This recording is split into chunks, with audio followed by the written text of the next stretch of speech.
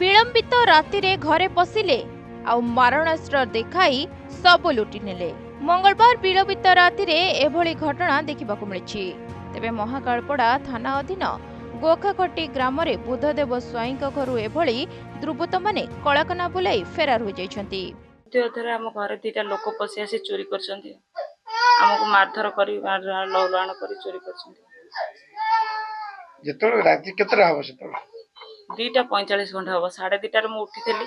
तापरे मोहर किछि बुरखा देइथिले ना साधा रास्ते जणे बुरखा देइथिला, ता बुरखा भी गळी पइला।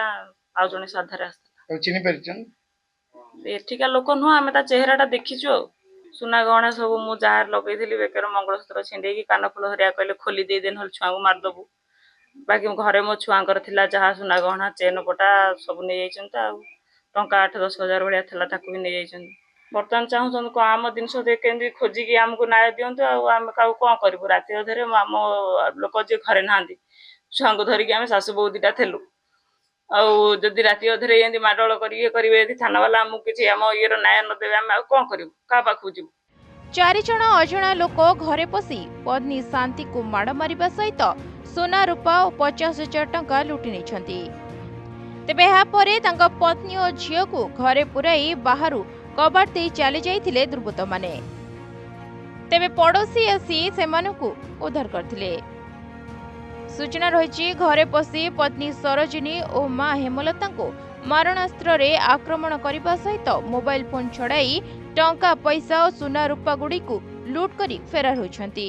मुझे शोई चोर जो पशि आस ट्रस मात्र किए किए किए किए गो मत आस मसरी मिसाई मत बाड़ी बो से बो बाड़ीगला बो बाड़ी गलु बापा जहाँ 900 पैसा नहीं जा बाड़ा नाम को जहाँ जहाँ नवा आसा नहीं गले समझ ना गाँ कहले मत पिटी बेगला हाथ फाट मो हाथ फाटला मो झील कौन हो कौन ना कहले ना खाली कहले जे कौन जिनस सब पड़ी एत जिन पाच आ जिन पाऊँ आम पठेला से सालुआ नालुआ पठेला आमको आगे किसी कौन ना कौन आज्ञा ताकू आम देखीदेबू ताकू 5टा लोक आम आईछु घरे 2टा पैसा आ 3टा दे पार्टी करना 3टा लोक डाक तुमको देवे तंटी चिपी आस मोरी सोचने कौन आसिला बेले जो बुरखा पिंधले ना खाली सेंते मुखा पिंधले बा ये नालिया जण पिंधला आ जनकर रखे नहीं मोर।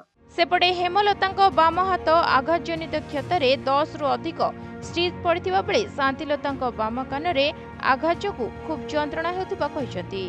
उभयंकर घरे केही पुरुष लोक रहुनथिबा ओ गां बाहरे घर होइतिबारु एभली कांड स्थानीय युवक भियाइतिबा बुद्धिजीवी माने कहिसंती।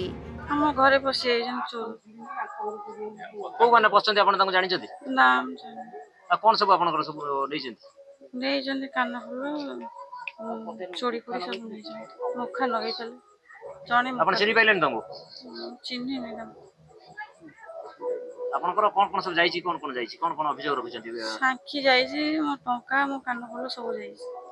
तेबे अल्प किछि दिन मध्यरे परकंधा बंदपड़ारे छोट धरणर चोरी परे सक्रिय होई गोखखटीरे लूट करबाकू साहस जुटाइछंती।